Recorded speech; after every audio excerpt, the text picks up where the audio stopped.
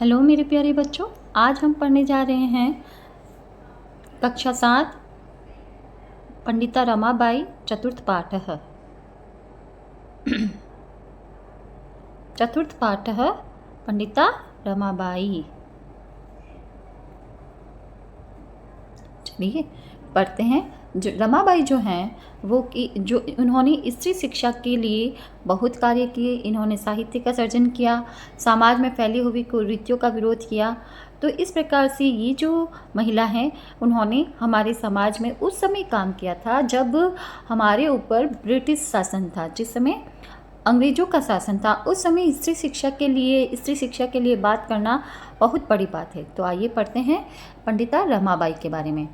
स्त्री शिक्षा क्षेत्रे अग्रगण्या पंडिता रमाबाई 1858 तमे ख्रीष्टाब्दे जन्म अलबत। स्त्री शिक्षा के क्षेत्र में अग्रगण्या मतलब आगे आने वाली, आगे गिनी जाने वाली, स्त्री शिक्षा में सबसे आगे गिनी जाने वाली पंडिता रमाबाई का जो जन्म है वो 1858 ख्रीष्टाब्द मतलब होता है ईस्वी सन, मतलब जिसे जो अंग्रेजी महीनों का जो सन होता है वो ईस्वी सन कहलाता है हिंदी में, और इंग्लिश में कहलाता है CE कॉमन ईरा जिसे कहते हैं, और हिंदी में कहलाता है ईस्वी सन, और संस्कृत में इसे कह रहे हैं ख्रीष्टाब्दी।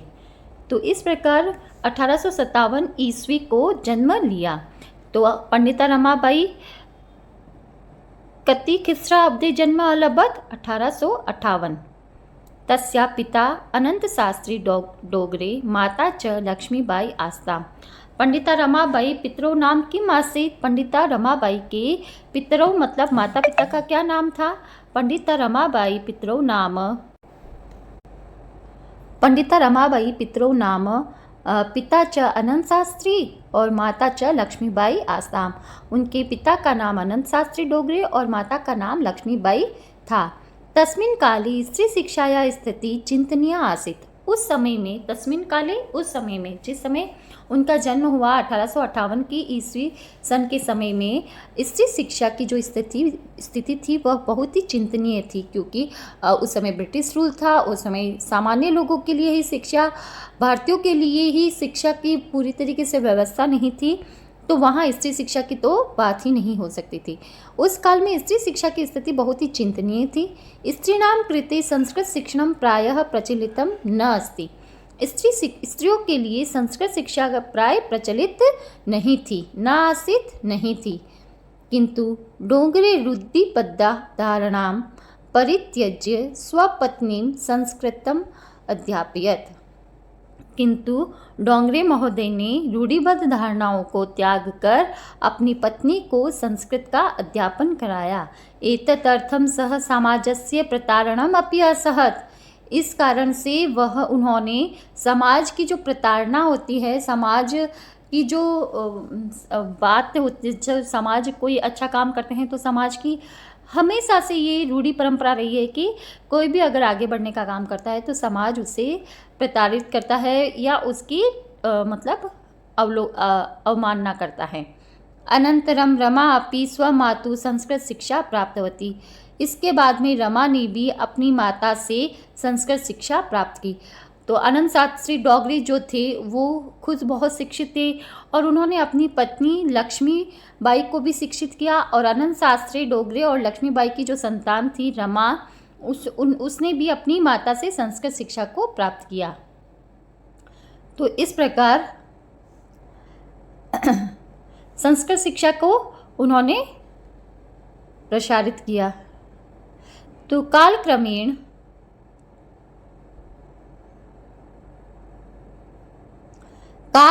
रमायाः पिता विपन्नः संजातः।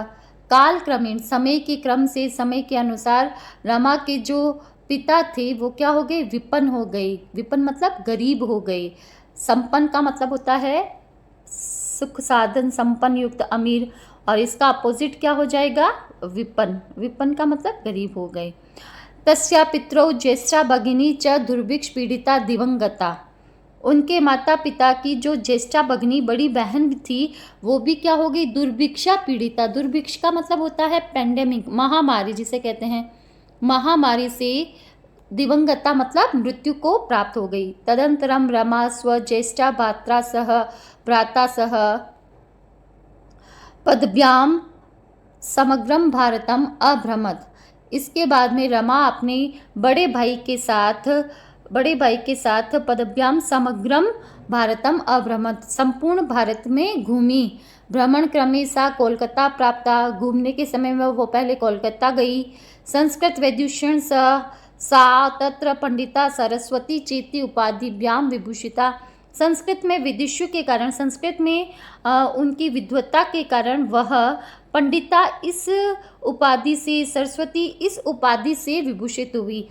संस्कृत विदुषेण सा कस्मिन उपाधिभ्याम विभूषिता, किन उपाधियों से वो विभूषित हुई? पंडिता और सरस्वती इति उपाधिभ्याम विभूषिता। तत्र एव सा ब्रह्म समाजेन प्रभाविता वेद अध्ययनम अकरोत्। इसके बाद ही वहाँ पर वह ब्रह्म समाज से प्रभावित हुई और वेद अध्ययन का कार्य किया। पश्चात सा स्त्रीणां कृते वेदादीनां शास्त्राणां शिक्षायाय आंदोलनम प्रारब्धवती। इसके बाद में वह स्त्री की शिक्षा के लिए वेद आदि शास्त्रों के शिक्षा के लिए, उसके ज्ञान के लिए आंदोलन शुरू किया। मतलब स्त्री शिक्षा के लिए, वेदों के ज्ञान के लिए, इनके प्रसार के लिए उन्होंने आंदोलन शुरू किया। 1880 तमे ख्रीष्टाब्दे सा विपिन बिहारी दासेन सह बांकीपुर न्यायालय विवाहम अकरोत्। 1880 वर्ष में ईस्वी सन में उन्होंने विपिन बिहारी दास के साथ बांकीपुर न्यायालय मतलब कोर्ट में विवाह किया। सार्ध एक वर्षात अनंतरम तस्या पति दिवंगतः। सार्ध एक वर्षात मतलब एक और आधा मतलब 1.5 वर्ष के अंदर ही उनके पति की क्या हो गई? मृत्यु हो गई। 1.5 वर्ष के अंदर ही उनके पति की मृत्यु हो गई। विपिन बिहारी दास के साथ परिणीता ब्याही गई वो, और 1.5 वर्ष के अनंतर ही उनके पति की मृत्यु हो गई। हाँ, आगे चलते हैं। तदंतरम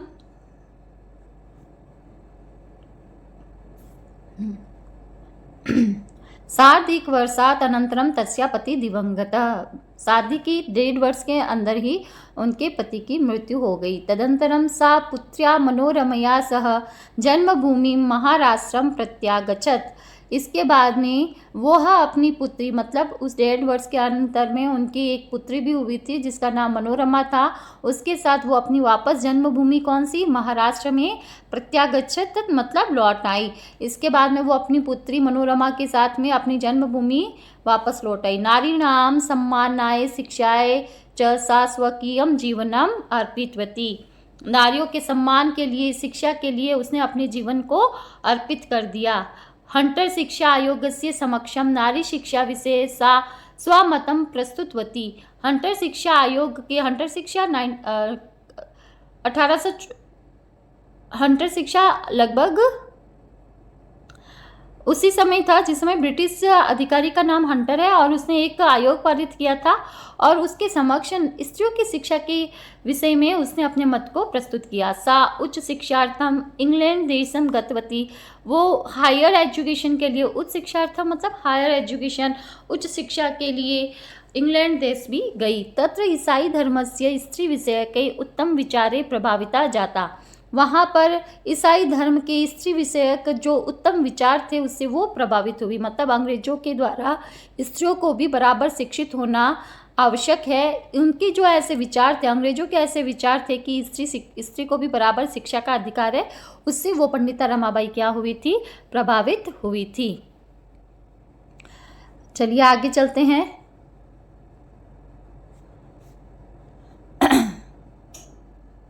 हाँ, इसके बाद में इंग्लैंड देशात रमाबाई अमेरिका देशम अगच्छत। इंग्लैंड देश से रमाबाई अमेरिका देश आ गई। अच्छा, हायर एजुकेशन के लिए उच्च शिक्षार्थम कस्मिन प्रदेशे सा गच्छ अगच्छत तो किस देश में वो गई थी? तो इंग्लैंड देश के लिए, इंग्लैंड देश में तो वो अपनी उच्च शिक्षा के लिए गई थी। और फिर अमेरिका देश, इंग्लैंड देश से कहाँ आ गई? अमेरिका में। तत्र सा भारतस्य विधवा स्त्रीणां सहायतार्थम अर्थ संचयम अकरोत्। अर्थ का मतलब होता है धन। धन को इकट्ठा किया, किसके लिए? भारत की विधवा स्त्रियों की सहायता के लिए धन का संचय किया, धन को संग्रहित किया। भारत प्रत्यागत्य मुंबई नगरे सा शारदा सदनम अस्थाप्यत।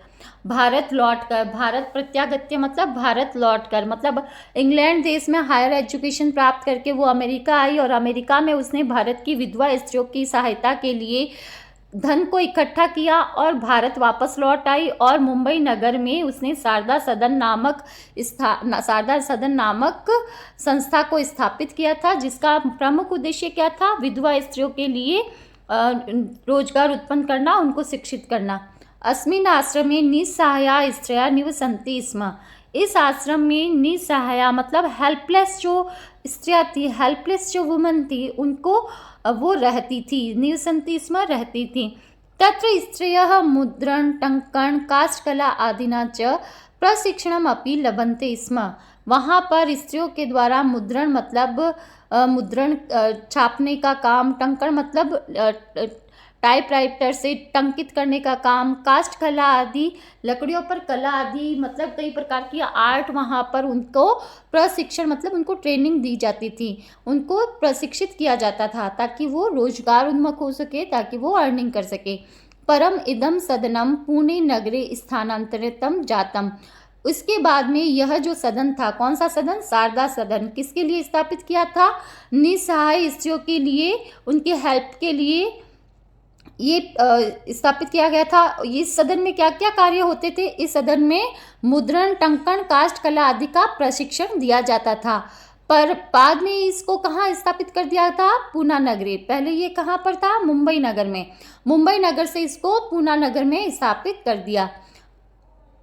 ततः पुणे नगरस्य समीपे केडगांवम स्थाने मुक्ति मिशन नामक संस्था तया स्थापितम। इसके बाद में पुना नगर के ही पास में केडगांव के स्थान पर उसने मुक्ति मिशन नाम की संस्था को स्थापित किया।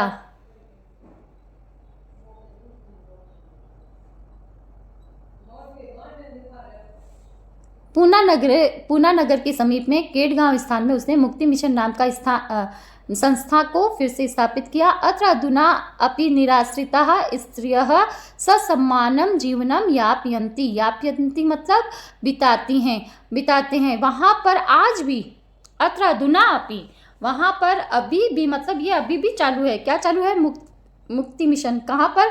पूना नगर में। रमाबाई, पंडिता रमाबाई द्वारा स्थापित पूना नगर में जो मुक्ति मिशन है, वहाँ पर आज भी निराश्रित मतलब हेल्पलेस जो स्त्रियाँ हैं, हेल्पलेस जो वुमेन हैं, वो आज भी विद ऑनर, सम्मान के साथ क्या करती है? अपने जीवन को बिताती हैं। 1922 में खिस्राब्दे ईस्वी सन, इंग्लिश में हिंदी में ईस्वी सन कह रहे हैं और इसको इंग्लिश में कहेंगे कॉमन इरा।